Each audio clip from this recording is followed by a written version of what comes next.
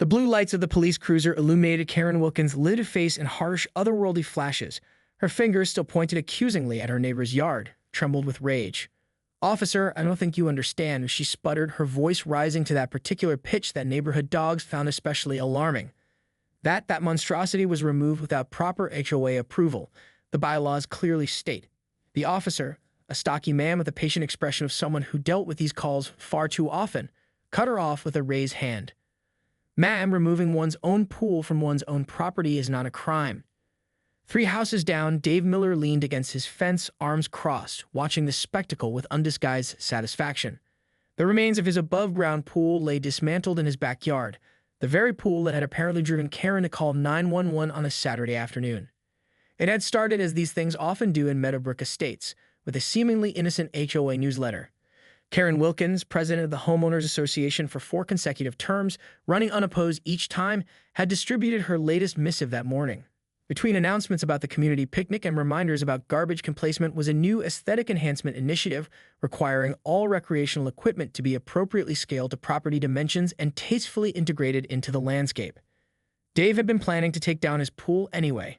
His kids were grown and maintenance had become a chore.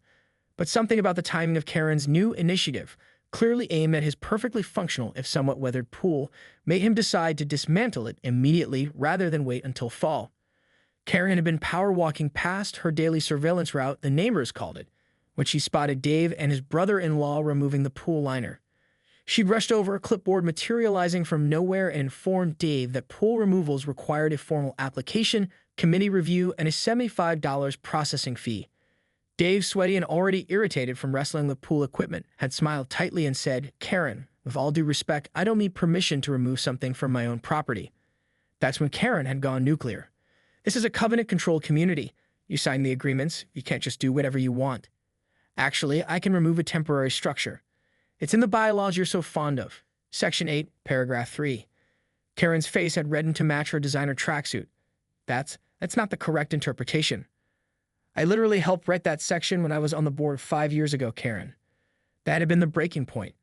Karen had retreated to her immaculately landscaped front yard, foam in hand, lips moving rapidly as she reported this grievous violation to someone in authority who would surely care more than Dave did. Now, as the police officer explained the difference between civil HOA matters and actual emergencies, Karen's carefully constructed world of control began showing its first cracks. "But the property values," she insisted, her voice wavering between indignation and disbelief. "The aesthetic cohesion of our community is at stake." The officer's body camera recorded it all. Karen's gesticulations growing increasingly frantic, her logical arguments devolving into emotional appeals. And somewhere in there, something unexpected was happening to Karen Wilkins. She was experiencing doubt. Monday morning's emergency HOA board meeting had been called with unprecedented urgency. Karen had sent the email at 5:43 a.m., subject line, "Critical Community Standards Violation. Immediate action required." The 5 board members, Karen retired accountant Bob Fleming, kindergarten teacher Diane Peters, orthodontist Dr. Joseph Kim, and reluctant newest member Lisa Abernathy, sat around Karen's dining room table. The surface gleamed with the same military-grade polish as everything else in Karen's home. "This is about precedent," Karen said, passing around color-printed photos of Dave's yard taken from 3 different angles. "If Miller gets away with this flagrant disregard for procedure, what's next? Unapproved mailboxes, non-regulation exterior lighting, chaos." Lisa, who had only joined the board because Karen had cornered her at the neighborhood block party and wouldn't let her leave until she agreed, squinted at the photos. "What exactly am I looking at?" "The aftermath of an unauthorized pool removal." Karen jabbed her finger at a patch of slightly discolored grass. Dr. Kim adjusted his glasses. "Karen, I'm not sure this falls under." "Joe, need I remind you that your request for the extended pergola last year was approved with my full support?" Karen's smile was tight, her eyes conveying a clear message. Dr. Kim cleared his throat. "As I was saying, this is certainly concerning. We should review the bylaws before taking action," Diane suggested reasonably, "just to make sure we're on solid ground here." Karen's smile didn't falter, but her knuckles whitened around her jeweled pen. "I've already reviewed them. Thoroughly. Section 12, paragraph 7. All exterior modifications must receive prior written approval." Bob, who had served on the board with Karen the longest, nodded along but looked uncomfortable. "Technically, removal isn't modification. The result is a modification of the property's appearance," Karen interrupted. "And appearance standards are what maintain our property values. My cousin Marlene's neighborhood in Westville allowed just one, unauthorized swing set, and within 3 years their values dropped 8%. The board members exchanged glances. Karen's cautionary tales about her cousin Marlene's neighborhood were legendary and statistically dubious. I'm proposing an immediate fine of $100 per day until Miller submits the proper paperwork and pays the processing fee, Karen continued. For seconds, a reluctant quiet fell over the table. I'm not comfortable with that. Without giving Dave a chance to address the board, Lisa finally said. Something dangerous flashed in Karen's eyes. You're new here, Lisa. You don't understand how quickly these situations can spiral. Remember the inflatable Santa incident of 2021? Dr. Kim and Bob both shuddered visibly. Still, Diane persisted. We should at least send a formal warning first. Karen's jaw tightened. For years, the board had rubber-stamped her decisions. This resistance was unprecedented and deeply unwelcome. Fine, she conceded with a brittle smile. I'll draft the warning letter. But when this turns into the neighborhood eyesore I know it will become, remember that I tried to prevent it. As the meeting adjourned, Karen remained at the table, reorganizing her already perfect stack of papers. Beneath her composed exterior, something unfamiliar churned, a mixture of indignation and, more troublingly, insecurity. Later that afternoon, she drove past Dave's house 3 times. The grass where the pool had stood was indeed patchy, but Dave was already working on it, spreading soil and grass seed, his teenage daughter helping. Karen slowed her luxury SUV, watching. When Dave looked up and waved pleasantly, she accelerated away, unsettled by his lack of apparent concern about the storm she was brewing. At home, she drafted not 1 but 3 versions of the warning letter, each more strongly worded than the last. As she worked, her husband Gerald poked his head into her home office. Dinner's ready, Care. Not now, Gerald. Community standards are at stake. Gerald sighed, a sound so familiar it barely registered with Karen anymore.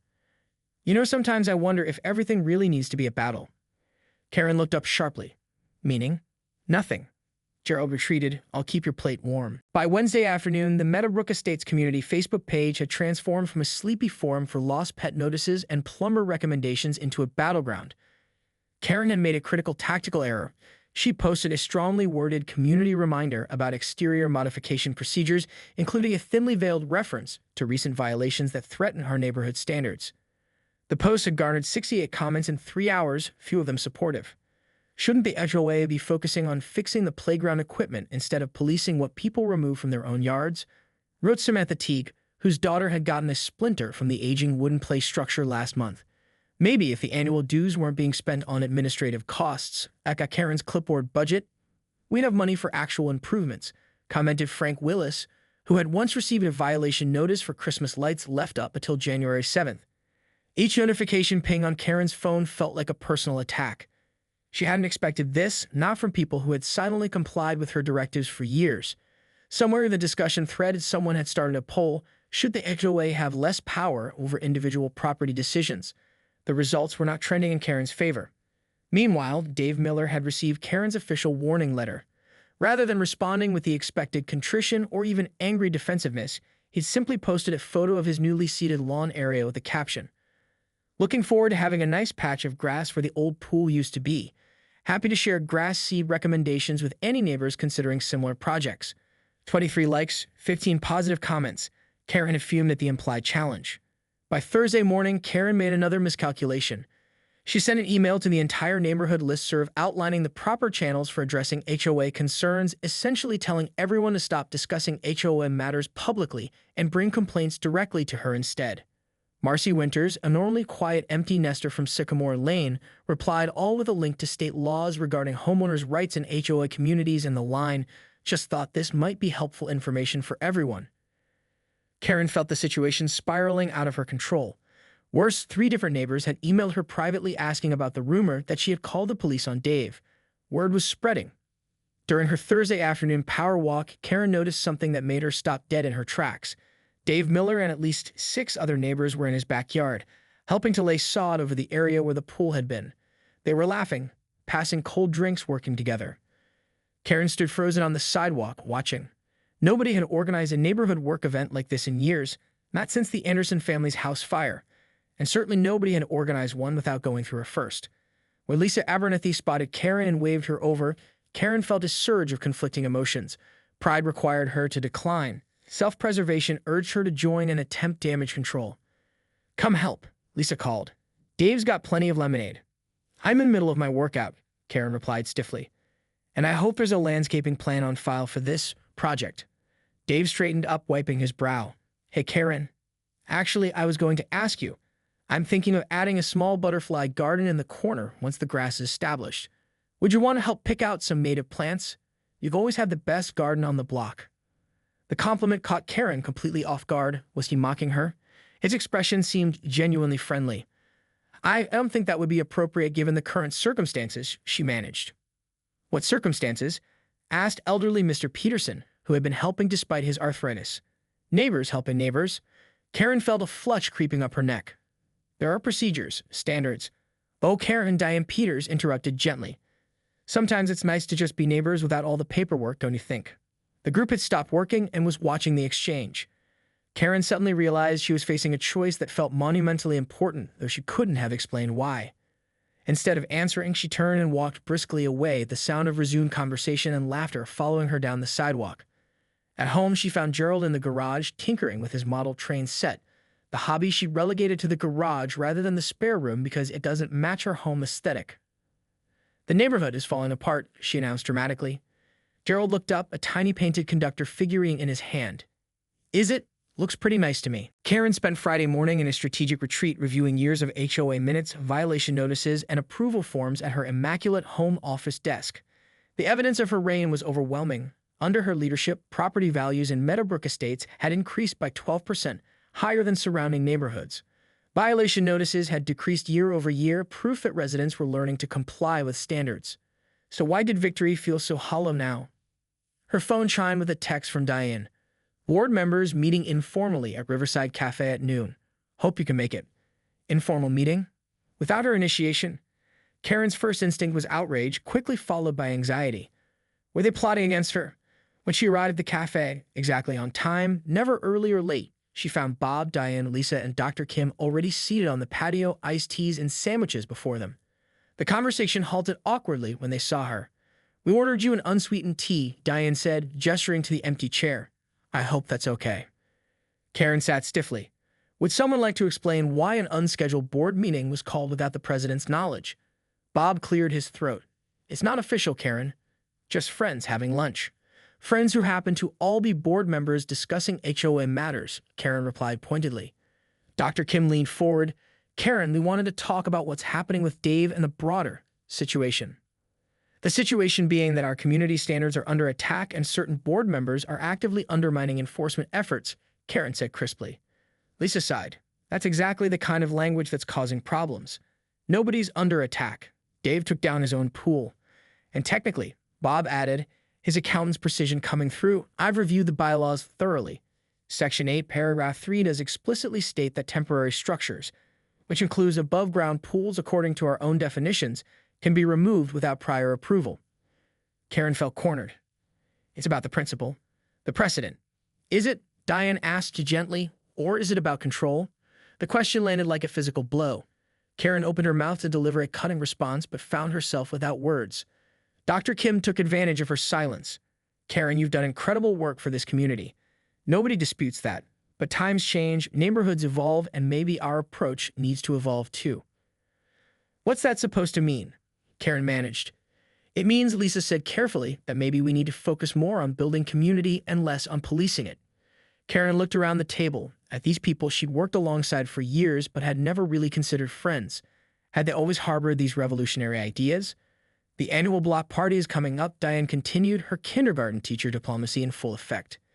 Instead of using it to remind everyone about fall lawn care standards, what if we used it to celebrate what makes our neighborhood special? The people. Something was happening inside Karen, a tectonic shift in her understanding of her role in the community. She'd always seen herself as the guardian of property values and neighborhood aesthetics. But sitting here, excluded from a meeting she would normally have controlled, she glimpsed another possibility. She had become the neighborhood villain. The thought was so horrifying that she stood abruptly. I need to go. Karen, Diane began. I'll consider your suggestions, Karen said, her voice unnaturally high. Send me any formal proposals in writing. She walked to her car with perfect posture, refusing to let them see how shaken she was. But instead of driving home, she found herself turning toward the community park, Empty at this hour, the manicured playground equipment she fought so hard to have installed standing silent in the summer heat. Karen sat on a bench, her mind replaying years of interactions through this new, uncomfortable lens. The Jacksons' fence that she'd insisted be repainted because the shade of brown didn't match their submission form. The Diaz family's vegetable garden that she required be moved to the backyard. The Williams basketball hoop that she'd had removed because it wasn't the approved style. Each victory now looked suspiciously like bullying. A dog's bark interrupted her thoughts. Across the park, Dave Miller was walking his golden retriever. When the dog spotted Karen, it pulled on its leash, dragging Dave in her direction. "Rusty, heel," Dave commanded, but the friendly dog continued bounding toward Karen. "Sorry about this," Dave called. He's friendly to a fault. Before Karen could respond, 8 pounds of enthusiastic golden retriever had placed its paws on her knees, its tail whipping the air like a metronome on overdrive. "Rusty, down." Dave hurried over. "I'm so sorry, Karen. He loves everyone and has no concept of personal space." Karen should have been outraged. Her cream-colored slacks would certainly show the paw prints. But instead, she found herself tentatively patting the dog's head. "It's fine." Dave looked as surprised by her response as she was. He sat on the opposite end of the bench as Rusty finally calmed and flopped at their feet. "Nice day," Dave offered awkwardly. "Yes," Karen agreed, equally awkward. The silence stretched between them. Two neighbors who had lived 100 yards apart for 8 years but had never had a normal conversation. "Your lawn is coming along nicely," Karen said finally, surprising both Dave and herself with a genuine compliment. "Thanks," Dave replied, still wary. The neighbors really helped speed things up. Another silence, less tense than the first. "Why did you take the pool down now?" Karen asked, curiosity winning over pride. "It wasn't because of my newsletter, was it?" Dave laughed. "Partly, I'll admit. But mostly because Emma, my daughter, is heading to college next month, and nobody else used it much. Seemed like the right time." Karen nodded, absorbing this information. Emma Miller, who had once been a pigtailed child selling Girl Scout cookies door to door, was college-aged now. When had that happened? When had Karen stopped seeing her neighbors as people with lives and started seeing them as potential rule breakers? "I may have overreacted," Karen said carefully, the words feeling strange on her tongue. Dave's eyebrows shot up in genuine surprise. "Sorry, I think I misheard. Did Karen Wilkins just apologize?" Karen stiffened, then caught the good-humored twinkle in Dave's eye. "Don't push your luck, Miller," she replied, but found herself almost smiling. "The neighborhood's changing," Dave said after another pause. "Half the original owners have moved on. New families coming in have different priorities." Like ignoring property standards, Karen couldn't help asking, though with less edge than usual. "Like building community," Dave countered. "Look, Karen, nobody disputes that your work has kept our neighborhood looking great, but somewhere along the way the rules became more important than the people they were supposed to benefit." Karen wanted to argue but found the fight draining out of her. "I just always believed that structure and standards benefit everyone." "Structure's good," Dave agreed. "Strangling people with red tape isn't." Rusty rolled onto his back, shameless in his request for belly rubs. Despite herself, Karen reached down to oblige. "You know," Dave continued, watching her pet his dog with evident surprise, "you could redirect all that organizational energy into something the neighborhood would actually love you for." Karen's hand paused mid-scratch. "Love me for?" Dave shrugged. "The fall festival is coming up. It's been the same boring potluck for years. Someone with your planning skills could transform it into something amazing." Karen had always viewed the festival as an obligation, another community standard to maintain. She'd never considered that her administrative skills could be used for fun. "I wouldn't know where to begin," she admitted. "Sure you would. You'd make checklists, assign committees, set deadlines, all the things you're great at. But instead of enforcing rules, you'd be creating something people would enjoy." The suggestion hung in the air between them, outrageous yet strangely appealing. "Think about it," Dave said, standing and gathering Rusty's leash. "Oh, and if you decide to send me any more violation notices, I'd prefer email. Saves paper." He winked, removing any sting from the words. Karen watched them walk away, her mind racing with unfamiliar thoughts. That evening, instead of updating her violation spreadsheet, she found herself creating a new document titled Fall Festival Ideas. Gerald came in with a cup of tea, doing a double take at her screen. "What's this?" "Just thinking about some changes," Karen said vaguely. Gerald leaned over, scanning the document with increasing surprise. "Food trucks? A pet parade? Live music? Who are you and what have you done with my wife?" Karen felt oddly vulnerable. "It's just ideas, probably silly ones." Gerald sat on the edge of her desk, something he never did because Karen had strict rules about her workspace. "Not silly at all. This looks fun. Like the neighborhood events we used to have when we first moved in, remember? Karen did remember vaguely, before she joined the HOA board, before standards and property values had become her primary concern. We used to have an annual talent show, she recalled. The Rodriguez twins did that terrible magic act. And old Mrs. Peterson played the accordion, Gerald laughed. I've forgotten about that. It was chaotic, Karen said. Unstructured. It was community, Gerald corrected gently. It was neighbors knowing neighbors. Karen looked at her list again, seeing it through new eyes. I need help. I can't just take over the festival without board approval. Gerald squeezed her shoulder. I think you might be surprised how the board responds to this, Karen. The next morning, Karen did something she had never done before. She sent an email to the board with the subject line, Request for Input, Fall Festival Revitalization Ideas. Within an hour, all 4 members had responded enthusiastically. Diane had offered her elementary school connections for children's activities. Dr. Kim suggested his brother's band might play for a reduced rate. Lissa volunteered to coordinate food trucks. Bob, ever practical, had already drafted a preliminary budget. By Monday, what had started as a hesitant idea had evolved into a full proposal. Karen found herself approaching her usual power walk with unusual nervousness. She'd be passing Dave's house, and for the first time in years, she cared what a neighbor might think of her plan. Dave was outside playing fetch with Rusty. When he spotted Karen, he raised a hand in greeting. After a moment's hesitation, Karen diverted from her usual route to approach his yard. I've been thinking about what you said, she began without preamble, about the festival. Dave's expression was guarded but curious. And I'd like your input, Karen said, the words still feeling foreign. If you have time, that is. Dave's surprise melted into a genuine smile. I've got plenty of time. Want some lemonade? Emma made it fresh this morning. Karen checked her fitness watch. I should really finish my walk first, but maybe I could stop by afterward. The lemonade will be waiting, Dave assured her. As Karen continued her walk, she realized she was smiling, an expression that had become rare enough that several neighbors did double takes as she passed. One even stopped gardening to stare openly. Karen waved at the woman, Mrs. Castillo, whose request for a decorative fence had been rejected twice. Beautiful roses, Karen called, meaning it. Mrs. Castillo nearly dropped her trowel in shock. By the time Karen completed her circuit and returned to Dave's, news of her transformed demeanor had apparently spread. 2 other neighbors had coincidentally stopped by, and Karen found herself in the unfamiliar position of participating in a casual backyard gathering rather than surveilling it for violations. I was thinking a chili cook-off might be fun, Karen said, showing her evolving festival plans. Only if you're entering, Dave teased. Gerald's famous for his chili. Karen blinked. How do you know about Gerald's chili? We played poker together last winter, Dave said. That monthly game at Frank's house. The revelation that her own husband had a social life in the neighborhood that she knew nothing about was startling. What else had she missed while focusing on property values and compliance rates?